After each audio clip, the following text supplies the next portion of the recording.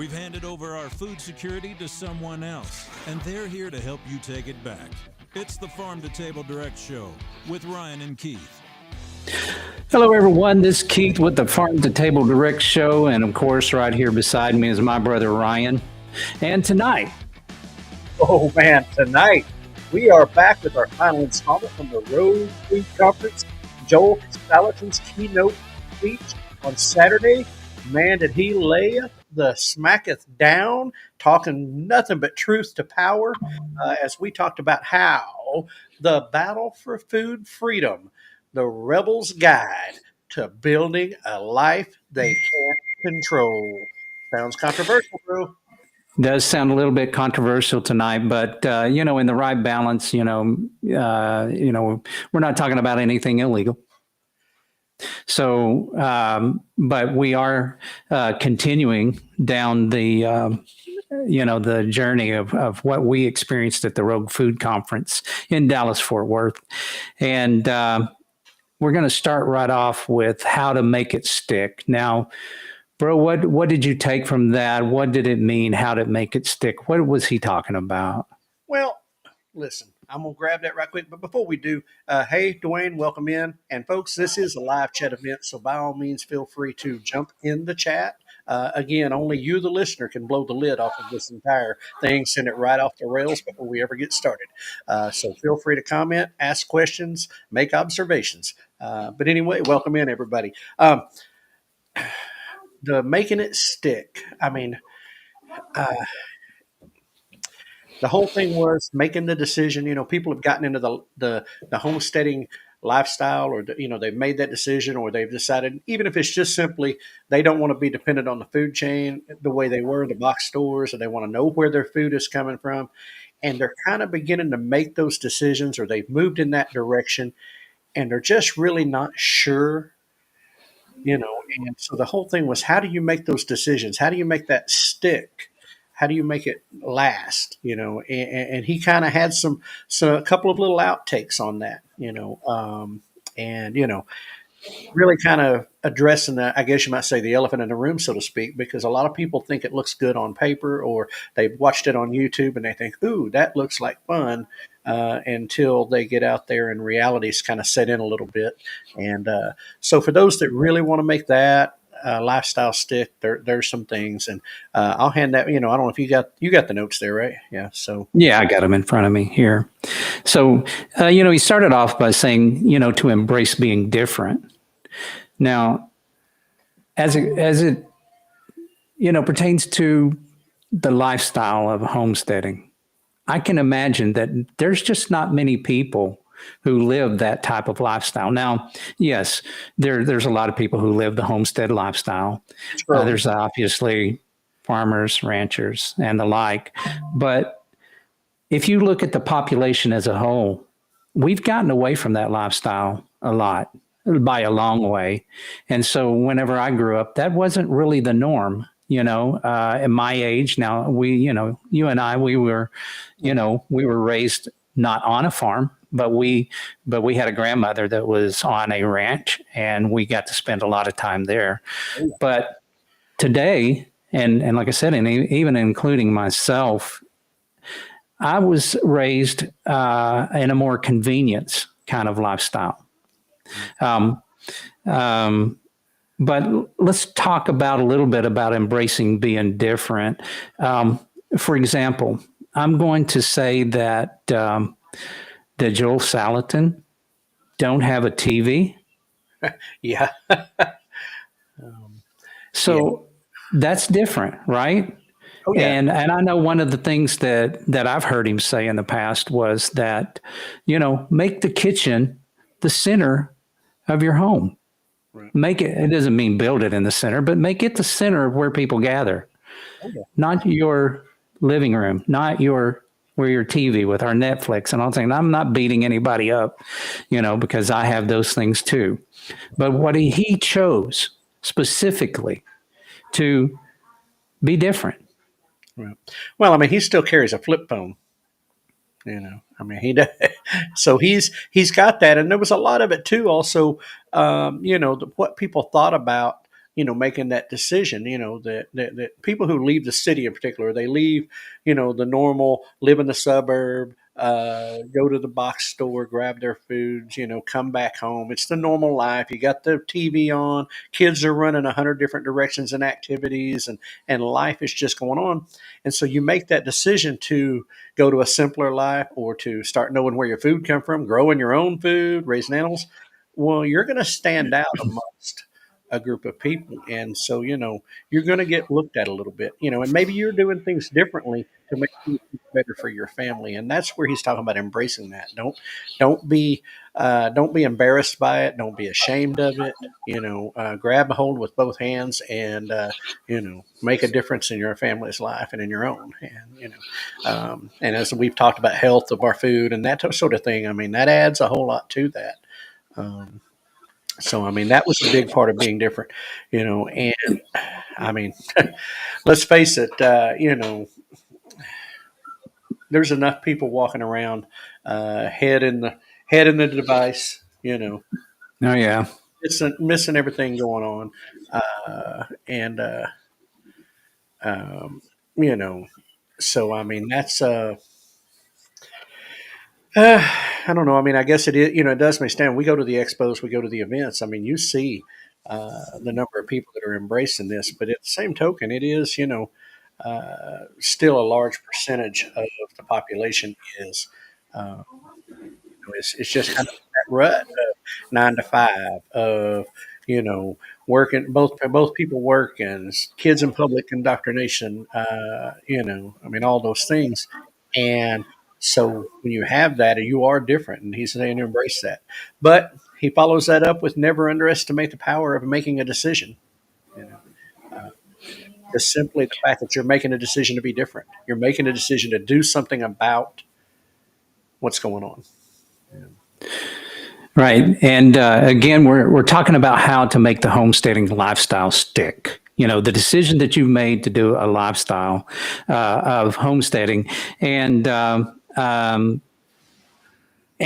he also says, be free from peer dependency. Right. And I mean, Yeah.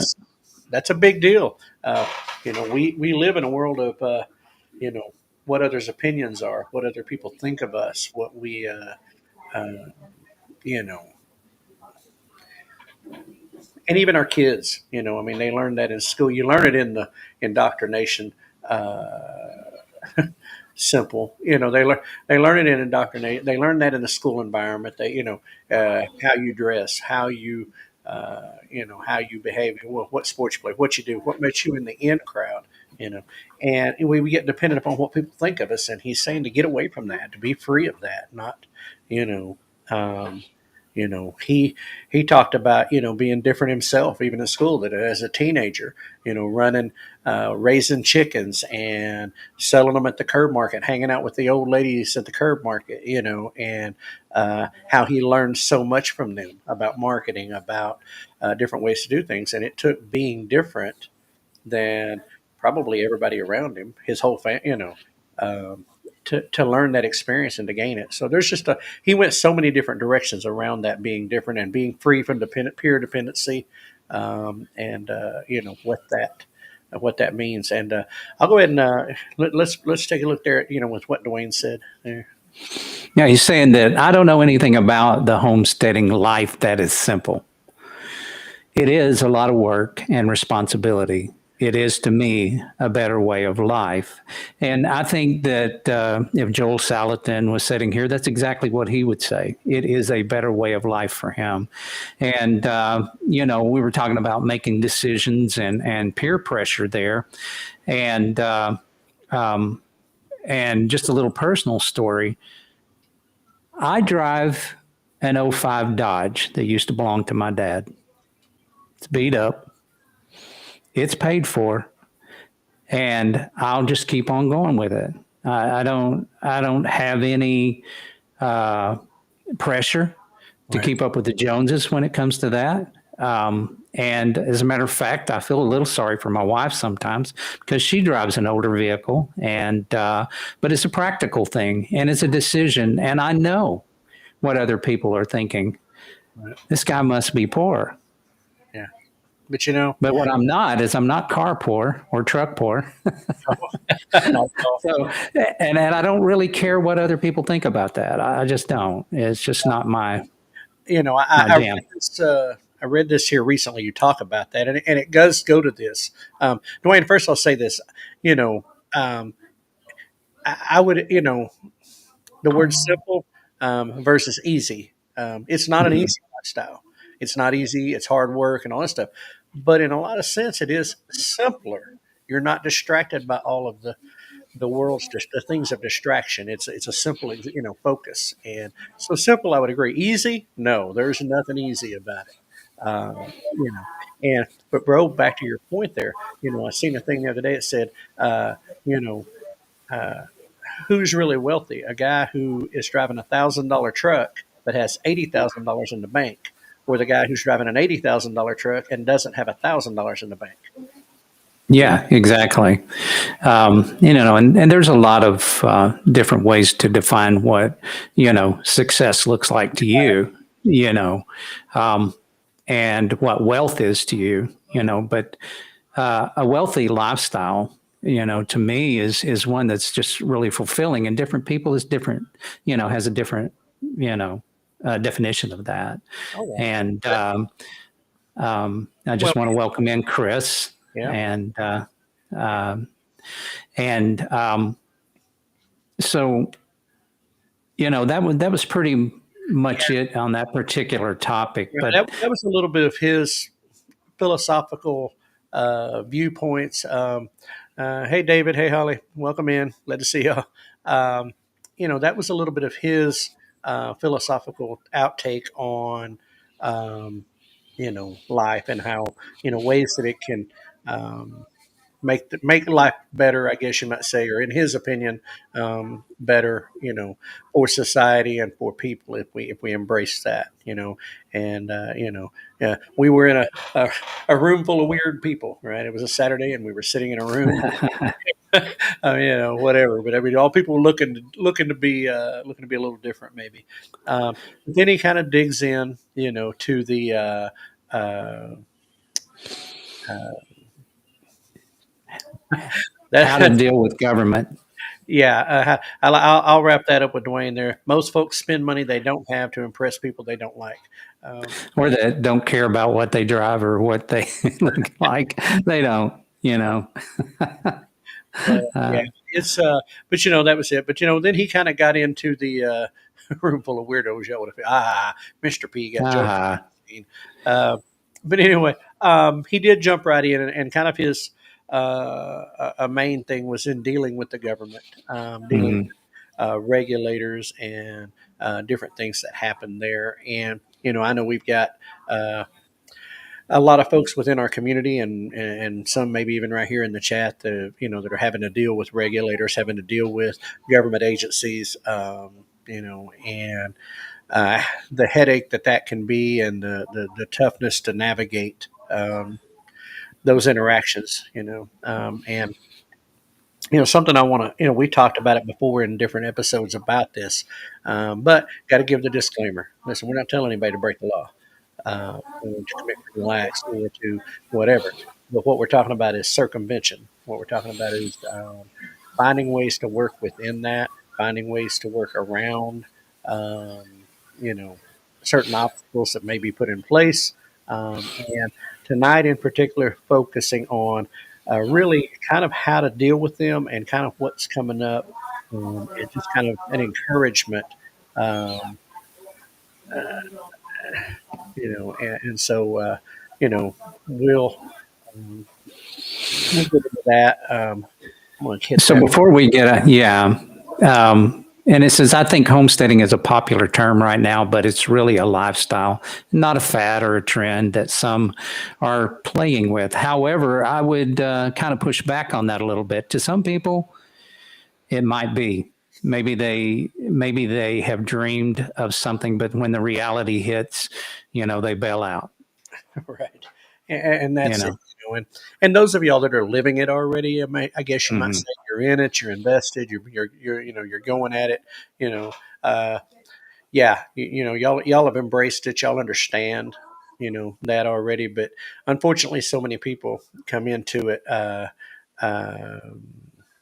with blinders on a little bit, or rose-colored glasses, I guess you might say, and the reality of it. And I've brought up his book Homestead Tsunami a lot, but Joel addresses that. That I mean, it's there is that side of Hmm. that. You got to decide: Hmm. is this what you really want to do? Because it is a choice. It is a decision that's going to have a lot of positive impacts, but it could have some negative as well. And so, but let's get into So, right. And I just want to restate that we are talking about the battle of food freedom here. That's the overarching theme of tonight's topic, and it's the rebels' guide to building a life they can't control.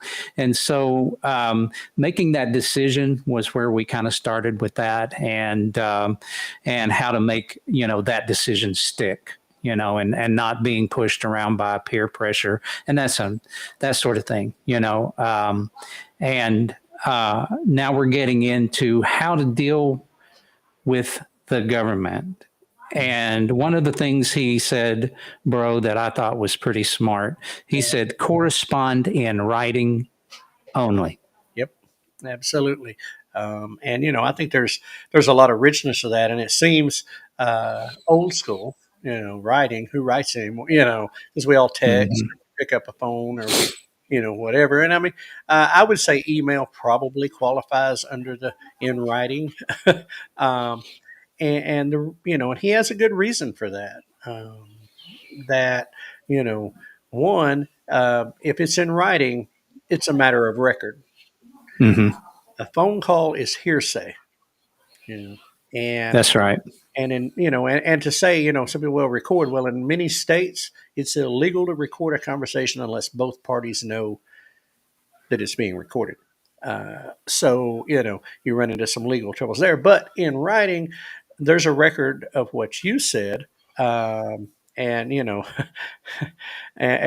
that is correct. That's correct, David. No, y'all guys, whichever one Yeah. of y'all on, 100% documented. If it's lost, you have a spare copy. And that's very true. Um, Joel goes so far as that when he does something electronically on the computer, he prints it off so that he has a printed copy of it. So even if the computer died, he still has a copy of what was done. But there's another reason that he talks about, uh, Yeah. and it's actually really good because here's the thing: if they reply in writing, because now if you've addressed them in writing, they've got to reply in writing. They're because it is a matter of record. They're going to put a lot of thought into what they reply back because they know that it could be admissible in court. They know that it could be held, because now it's in black and white, it's in writing. Mm-hmm. That's important information that we need to know about. But the fun part is the delay tactic that this actually is. What did he say? It could take up to 6 months for them to reply back. It could take 6 months for them to reply to you. Well, what did you just do? You kicked that can down the road Right. for 6 months, and something me and Keith talked about this week was, kind of in line with this is make it difficult for them. Put the onus, put the work on them, make it difficult. Uh, uh, and yes, David and Holly, send it certified mail. If you're going to send it by snail mail, send it certified mail. That way you have a record of who receives it. 100%. Mhm. You know, Right. Now, this is take that. mostly We didn't take you that way. right. But This is mostly pertaining to, if you have regulators, right, is kind of excuse specifically what we're talking about. And, um, and Mr. P is putting up a link that's talking about how to fight authorities and win. We didn't talk about that, but that. he found something. But but I mean, it is so big of a deal. I mean, these agencies, they're. Listen, I don't know how many have worked around the government, but I will assure you that the vast majority of people in government are looking for the easy route. They're looking for the lazy way. They're not looking Yeah. for the extra work or the hard work.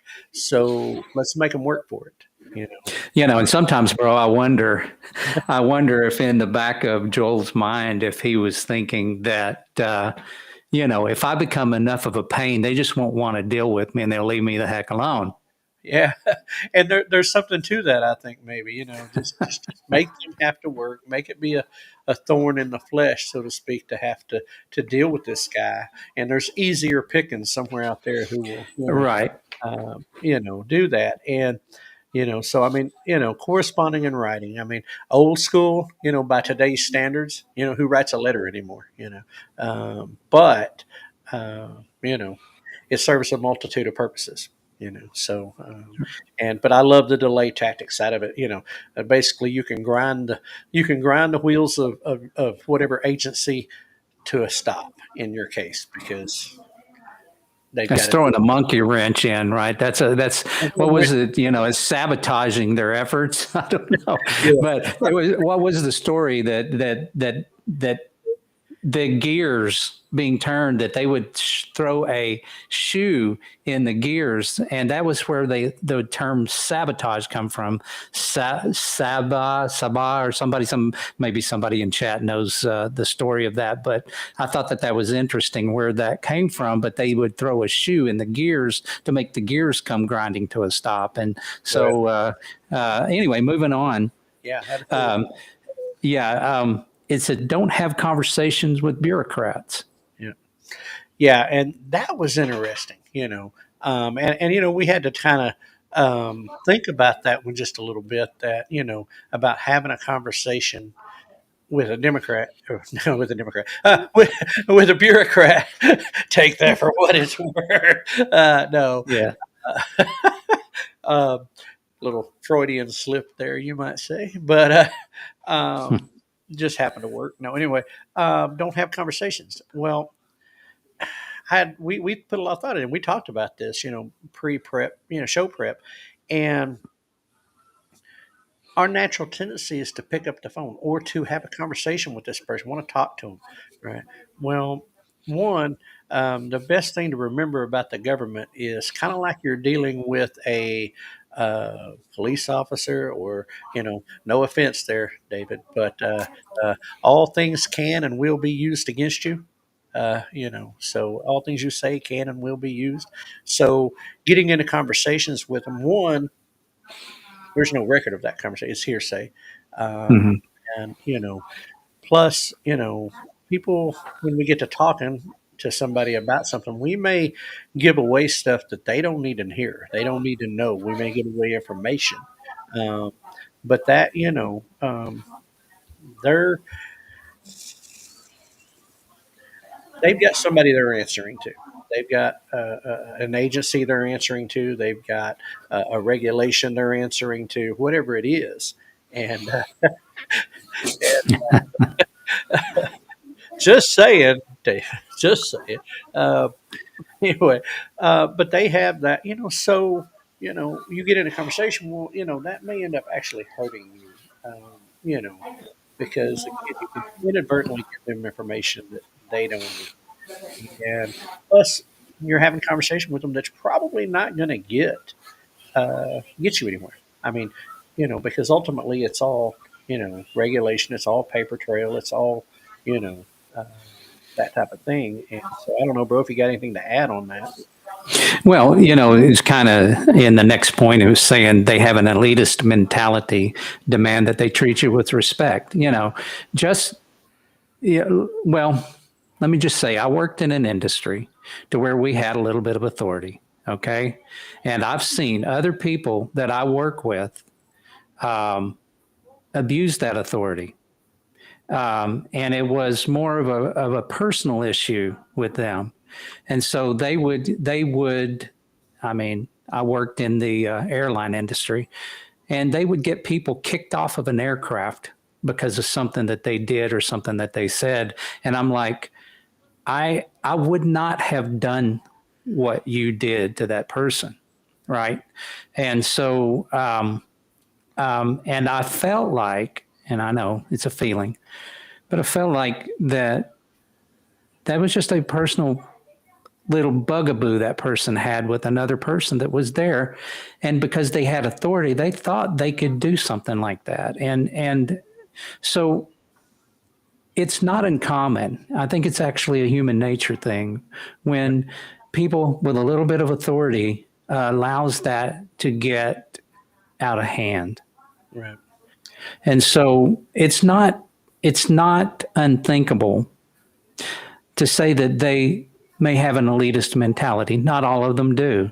Of course, I'm into the real estate, and I have rental properties, and I used to, and the key word here is used to, deal with HUD.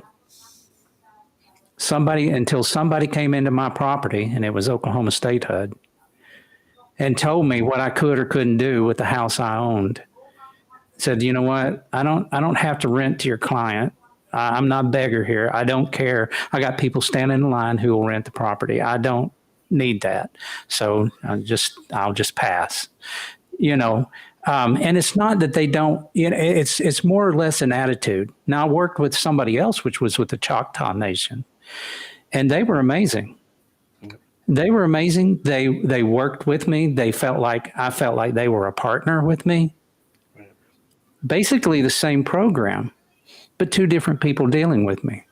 Right. And that was an elitist mentality that individual had, and I recognized it in them, and I just simply chose not to. Yeah, that's right, Dwayne. It made them feel big in their own head. Well, that's exactly right, but we need people that's in those positions, but when we deal with with those types of bureaucrats, when it's when the chips are down like that, regulators, then it's better that we just deal with in writing if possible, and let them write to us about those sort of things. It's better that we deal with them in that respect, and I just kind of want to move on to that next, Well, right. that next bullet point, bro. Right. Like has to talk with like is kind Yeah. of the next note that he made, that I took down. And basically that is, lawyers write most of this stuff.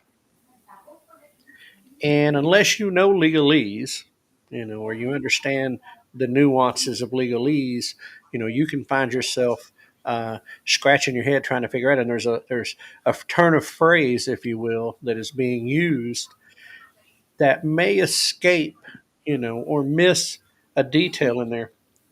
So really, it was kind of being on even playing field. Well, you know, if you don't understand what their regulations are, if you don't understand their stuff, and you can't have that light conversation, you're not going to be able to really represent yourself the best. And so sometimes, much as we may talk about lawyers, sometimes it's good to have that. And I would say that if you're going to, and Keith and I even talked about this, that not everybody has a lawyer on retainer, okay, and not everybody can afford to have a lawyer on retainer, and we understand that. And the average person probably doesn't need that. But I would submit that if you're going into business, if you're going into using your homestead as a money making operation, that you're going to produce some product on your farm, on your homestead, and that you intend to sell to the public, it would be a wise, even if you don't keep them on retainer. Hey, Dakota. Hey, Shayla. Whichever one's there with us. Old Pecan Homestead joining in. The It would do well to at least have an attorney that you're going to use, or that somebody that that can represent you in a situation, because inevitably in dealing with government regulators and trying to stay legal and stuff like that, you may find yourself in a situation where you get served with a warrant, a cease and desist. They want to do something, and you need that legal representation. So that lawyer's there to be that voice that can have that light conversation. And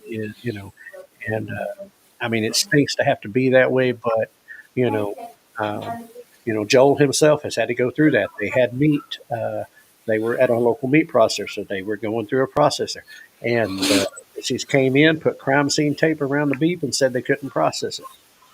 So he had to call his lawyer. They had to sit down and have meetings. They had to work through things, and they came up with some creative ways around it. But and got through it. But he still had that representation there to make sure that he was taken care of.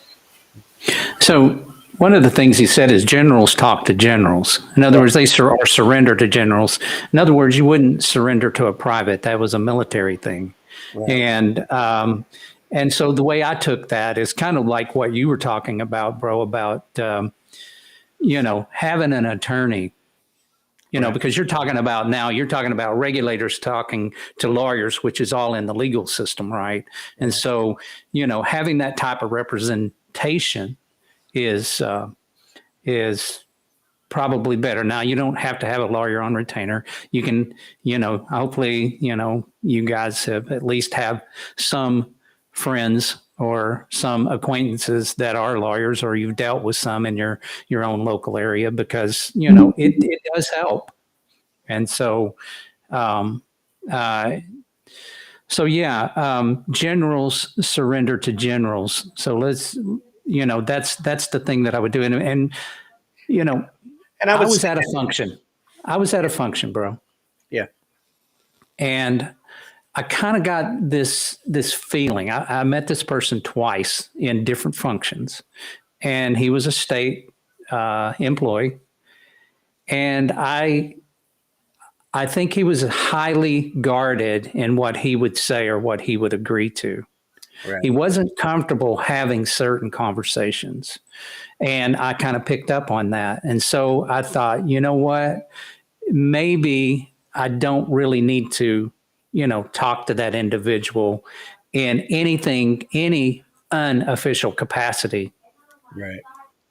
Well, and a lot of times those people that you meet, or even the one that shows up, if they do, it shows up at your business, or uh, you know, there are a lot of times they're on the bottom end of that. They're not the decision maker. They're the person that's out there on the end. Uh, Fair enough to go to. You're right, and we're going to get into some of that here about things we need to do, because you're right. If they want to railroad you, they're going to railroad you. They're going to push it. But and he said, follow on. We do need to hire more than an attorney. We need to do more than hire an attorney. Don't disagree. Yeah.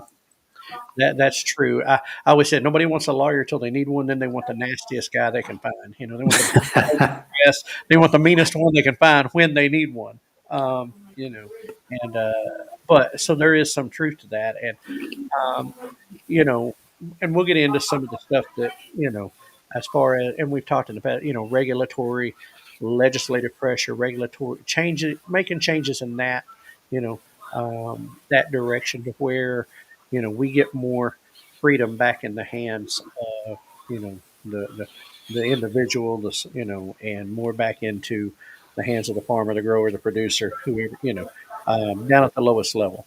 You know. Yeah, and so I just want to kind of go back up and address Dakota or Shayla there, and what we had talked about earlier was correspondence. Whenever you talk to a bureaucrat, or make it in writing. With an agency, yeah. Right, because it makes it harder for them to railroad you if you write it, because now if you write to them, as I understand it, they have to write you back. So now whatever they say back to you is in writing also.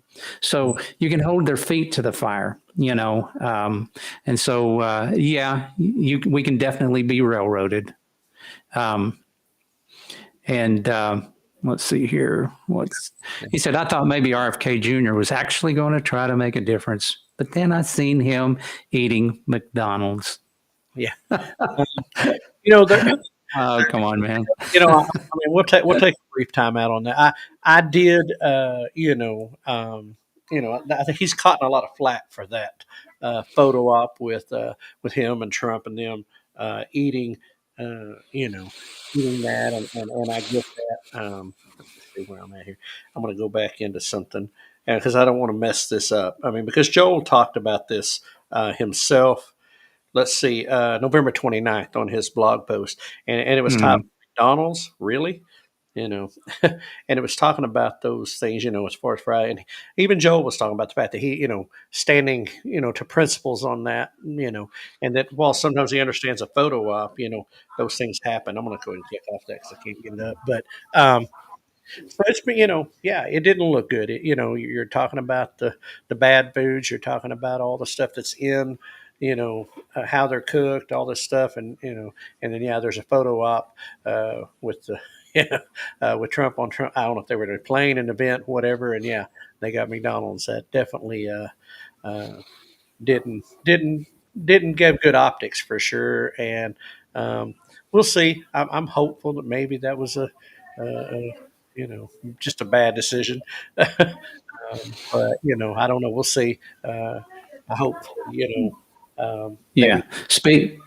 Amy Fuel mentioned out that she wants to see freedom of choice. She wants to be seen, and there are like glyphosates that have known to cause cancer. That she would like to see that gotten rid of, but banning. She's kind of against that. She's more freedom of choice. Something we talked about earlier, and was put labels on it. Don't hide it. That was the thing. Truth in labeling, truth in what's really in there. So we can make conscious choices because most people, honestly, their heads buried in the sand. They don't care. They don't want to know. They're and Right. so yeah. Well, I've made the point before. I don't want to become a food Nazi about telling people where they should eat or how they should eat or anything like that. I don't want them to become a food Nazi to me. Nope, exactly. I want to choose what I want to choose. Whether it's McDonald's, and I sometimes fail, and I go to McDonald's, but it's it's a personal situation. And again, I just want to state that we're talking about the battle for food freedom, That's free it. to get your food where you decide you want to get your food. Yep. And so earlier you were talking about Joel Salatin and having, I guess was it beef Yeah. that, Yeah. It was. right, It was right. that processor. He had, they did what has been done forever. They had sold a beef, alive. They had bought quarter beef, half beef, whole beef, whatever, and they have a local processor that they're invested with. They're in their community where they're at, and it was down there. Well, uh, agency come through and um, basically put tape around, caution tape, crime scene tape, whatever, taped it off, and said that it wasn't allowed to be processed because it violated the rules because it was sold. Um, Basically, it was sold. They were selling beef, through an uninspected facility, and that type of thing. And so they went off. He, made phone calls. They came to his house. Had his lawyer. That type of thing, and went through the process. Was able to come up with a solution that actually benefited, you know, them more than the government. But that's a story for another day. But it. Yeah. So I mean, that was it. It was taking away people's choice, and and I think that's I don't know. Yeah, I don't know. Let's see what we got there. Wait a minute. You clicked on Sorry. one. That's yeah. Yeah, this was kind of funny. I believe I've heard Trump loves McDonald's. I've heard the same thing. The others may not have had a choice. and Well, that could be a good explanation for it. but either way, but I like this. And For us to have freedom of choice, we need to allow others to have the same freedom of choice. that's right. You know. That's right. It's a two-way street. Unfortunately, with all the regulations, it's kind of a one-way street. It's the government's way, the regulators' way, or no way at all, almost. You know, and either way it goes, there's overreaching regulations Yeah. on that. And so the Prime Act was Uh, something that he was talking about. yeah, and which I would encourage people to go out and read it. We'll talk a little bit about it here. And what it is, it's a it's an the Prime Act was put up by Representative Massey of Kentucky. It was a bipartisan person, a bipartisan uh, bill that was put on the floor. The other person was Representative Pingree, who's a Democrat from Maine, I believe it is. Anyway, it's Processing, Revival, and Intrastate Meat Exemption Act. Makes it easier for small farms and ranches to serve consumers. The Prime Act, House Resolution 2814, would give individual states freedom to permit intrastate or in-state distribution of custom slaughtered meat, such as beef, pork, or lamb, to consumers, restaurants, hotels, boarding houses, and grocery stores. Um, and Massey goes on to say his consumers want to know where their food comes from, what it contains, and how it's processed. Yet federal inspection requirements make it difficult to purchase food from trusted local farmers. It's time to open our markets and give producers the freedom to succeed and consumers the freedom to choose.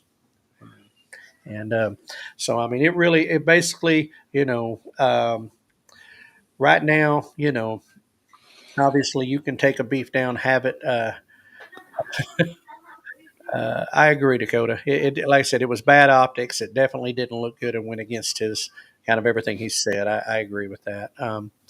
As far as RFK Jr. and them, I agree. But this current law exempts custom slaughterhouses from federal regulation, but only if the meat is slaughtered for personal, household guests, and employee use. It means in order to sell individual cuts of locally raised meat to consumers, they must send their animals to one of a limited number of USDA inspected slaughterhouses. Sometimes those are hundreds of miles away, adding substantial transportation costs and chances of locally raised meat commingling with industrially processed meat, which would not be good. Prime Act would expand the current custom exemptions and allow small farms, ranches, and slaughterhouses to thrive. Um, they've also got companion legislation in the Senate, which is Senate King, Rand Paul, Mike Braun, Kevin, some others. Anyway, so yeah, it's a big deal. It's been put up. They've continued to bring this back and forth. They've fought for it, and I think it would be a huge boon to the small farmer and the whole deal, putting them on level, almost leveling the playing field a little bit. I talked about it, last episode and on that little short a little bit that when corporate when corporate commercial processing, that type of thing, are influencing legislation that handicaps the individual farmer, handicaps the individual, makes it where they cannot compete, in the market. Well, one to me it's monopoly, and it's also capturing corporate capture, of legislation. And I agree. Cut the USDA budget in about a third. They can cut the agency in about a third, as far as I'm concerned. There's over 100,000 employees in that agency. That's a whole lot of folks. You know, but you know, guy like Dakota that wants to raise meat and raise stuff and be able to do things with it should have a lot more protection and a lot more freedom, to be able to do that and to be able to be USDA inspected, to be able to have to meet those requirements sometimes, or for any even state level, it's just cost prohibitive. Um, Little guy can't afford to do that. Because they can't afford to build that facility or purchase these requirements and things, whether, what it is. And that was, something we kind of skipped over that Joel brought up, was the innovation, creativity, innovation requires experimentation on a small scale.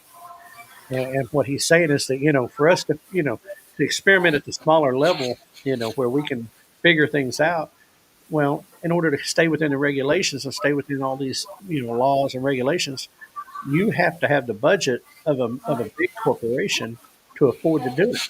Well, those places are so big and so stuck in a system that they can't innovate, they can't create, and so it's fighting against each other, and it's uh, putting an unfair, you know, it's just putting an unfair advantage to the big guys, and um, but so this Prime Act would help Uh, uh, yeah, that is correct, Dwayne. They are even our in the place where I work, our USDA people are paid by the you know by the company, but they and that does raise the cost. You're right, and all Yeah. that stuff is paid. Ultimately, at the end of the day, all that gets pushed down to the consumer and drives the prices up.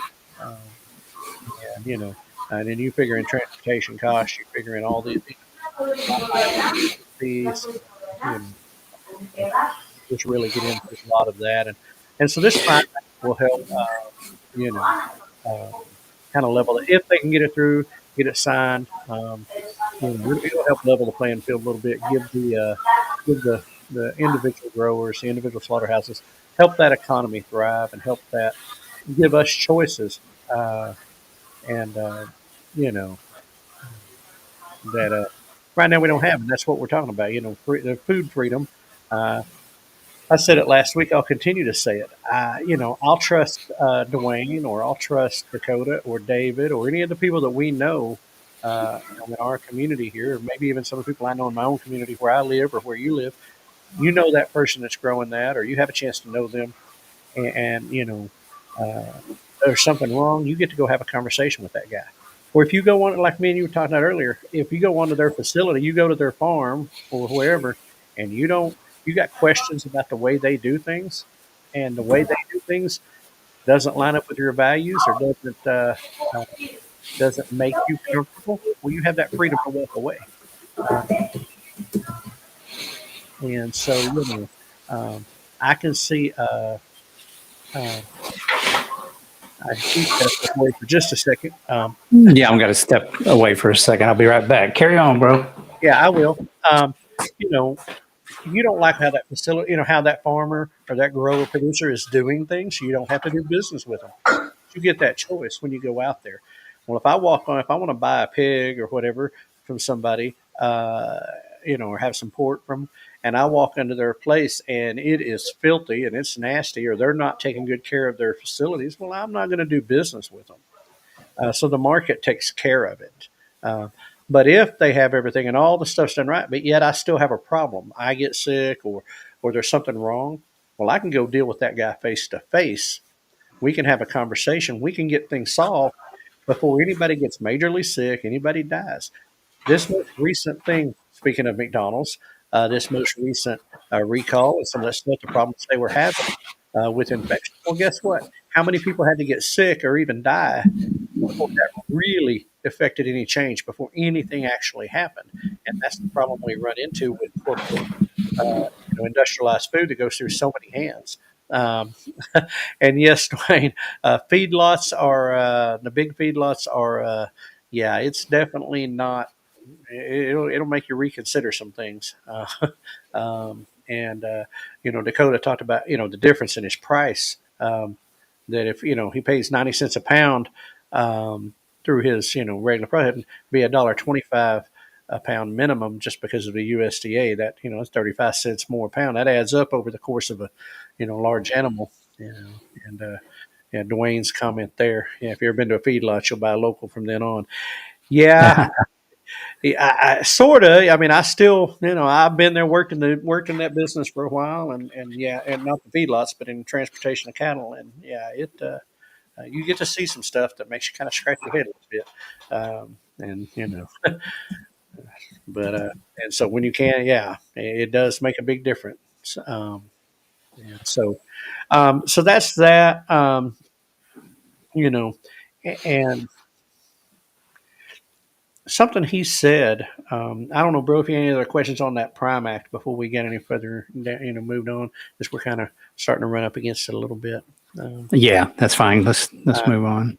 okay. Some of his, kind of his closing thoughts. We, the people, hold the power, funding, and innovation to be the solution.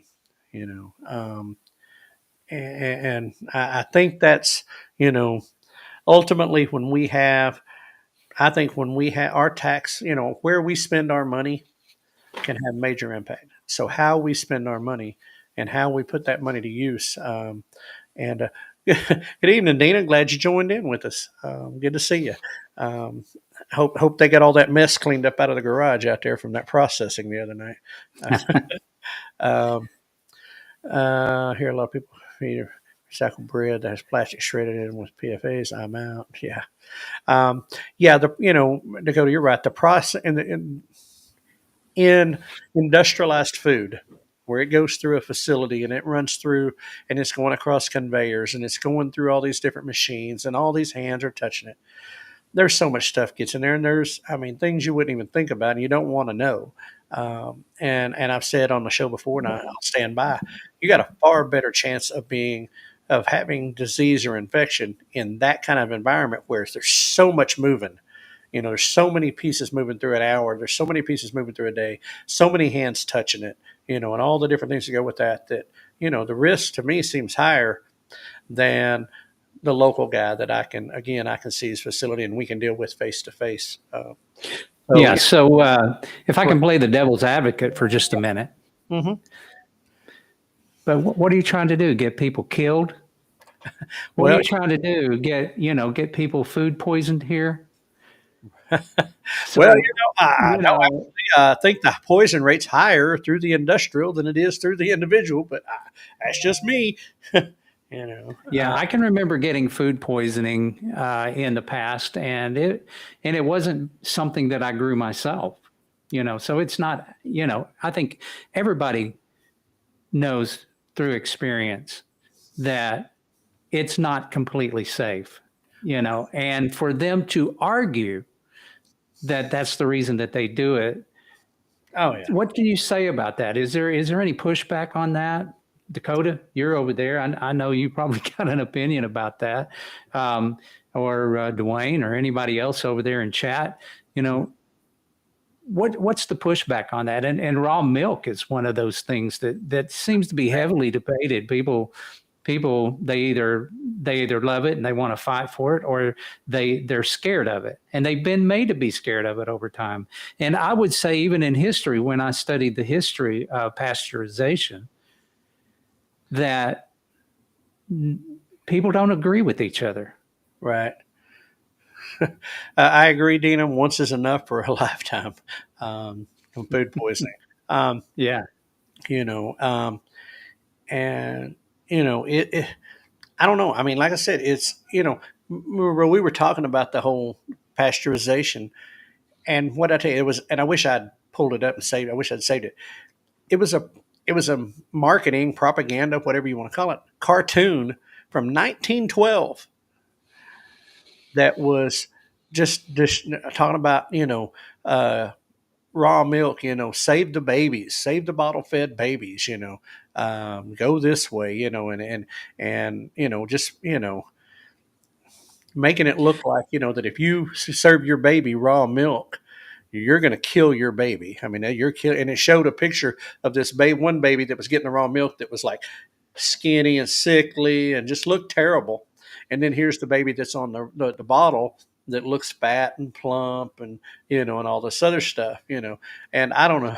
So I mean, it's propaganda, right? Propaganda, bro. Yeah. That's all it was. Yeah. And you're right, Dwayne. Folks are scared because they're uneducated.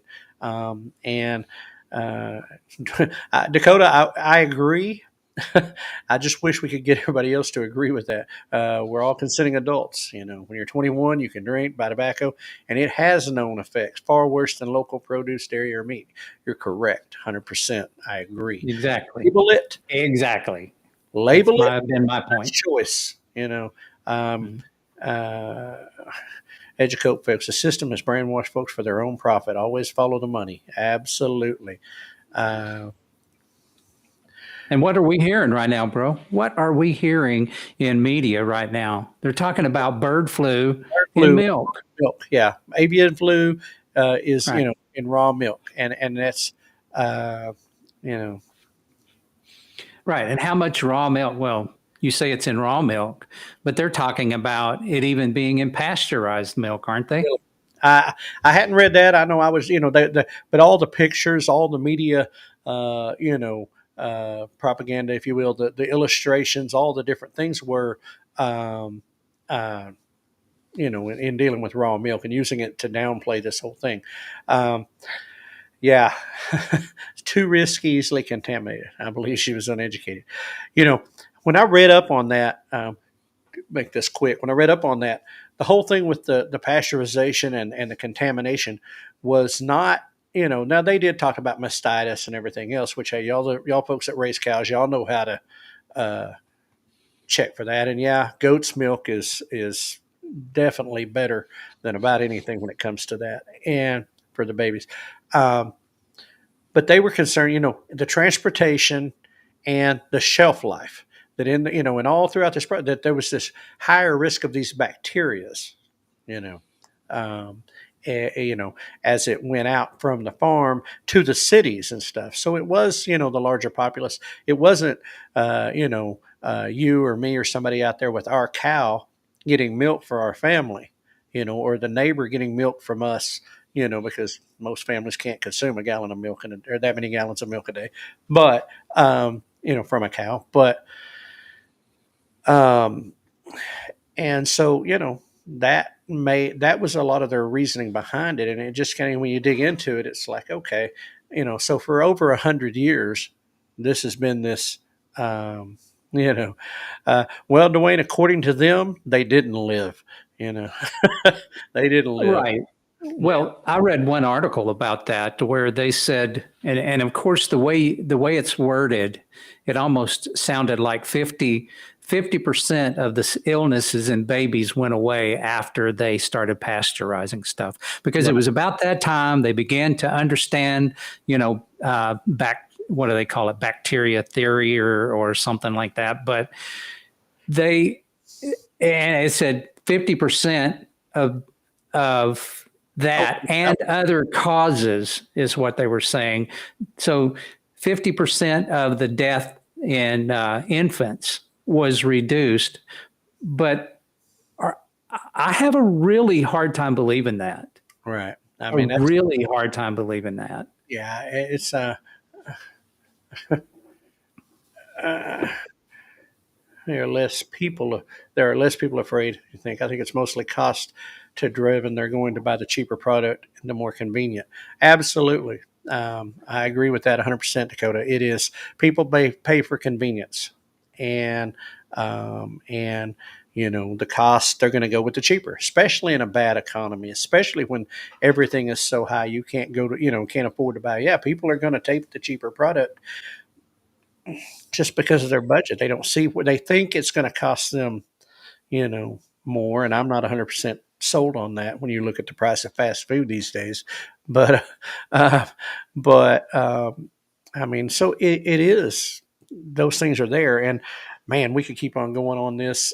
Right, but we don't need to, because we've got other shows that's coming up after this one, and we kind of need to be thinking about that. So, if you don't mind, I'm just going to kind of wrap it up here a little bit, bro, and kind of leave you with what he left us with Right. in the conference. And he's saying, we the people hold the power, funding and innovation to be the solution. Educate yourselves and stay informed, which is something we all need to do, because we are the new media here. This is where people get information from. You can be the influence. You can be an influencer. So you can take action in this. You can do something. You can choose where you spend your money. You can choose how you talk about it. You can choose where, you can get your education and your information source from. All of those things are up to you. And it says defund unrighteousness and fund righteousness. Usher in a new time of truth. Absolutely. And I mean, that is, that really was wrapping that up there at the end. And, we are, as we discussed previously, so we are the new media. We are the new honest and truth media. Those of us that are in social media, those of us that are awake, those of us that know what's going on, we are, and have pages and have, YouTube channels. We're it. And so, and people ultimately, they say they crave truth, but yet at the same time they don't want to face the truth sometimes, because we feel bad about it. But bro, I mean, like I said, that we could go for a lot longer on the things he talked about. Right. we're talking about here. But we are going to wrap up. Leonard, Again, what we're talking about here was the battle for food freedom. And at the end of the day, it's the freedom of choice is what we're fighting for. Okay. Right. It's the freedom of choice. It's not, you know, it's up to us to educate ourselves. And as it's been said, two consenting adults when it comes to, you know, buying and selling food. That's where it ought to be, in my opinion. Right. And if it's not safe for children, well, just put something on the label that says it's not safe for children, you know, whatever, you know. But anyway, bro. Yeah. Let's get it on up out of here. You know, listen, we are 100 days away from Okie Homestead Expo. So think about that one for a minute, guys. 100 days away from Okie Homestead Expo. We're getting ready. Next week, we're going to be back in studio together this time instead of remote for a wrap-up year-end review.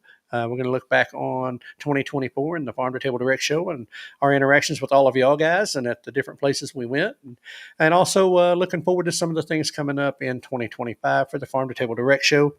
And we I'm excited about it. There's some new cool stuff, and there's a lot coming up in 2025 in the homesteading community. So you know, get you a new calendar, get ready to start writing things down.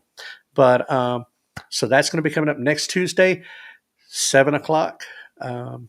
Same channel, same time, all those great things. Again, if you haven't already, hit the like, hit the subscribe, hit the share, thumbs up, all the good things that we do, and you help us get the word out. And you know, hey, we are stronger together. Hashtag. And just I want to thank everybody in chat, you know, for chiming in.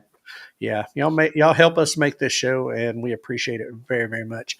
You know, oh, man, bro, that's it, I guess, right? All right. Cut. No, listen, again, thank you for tuning in. And we will be seeing you all out there on the airwaves very soon. More things to come from the Farm to Table Direct Show. So as we always say here, as we close every episode, prepare for the unexpected and keep it local.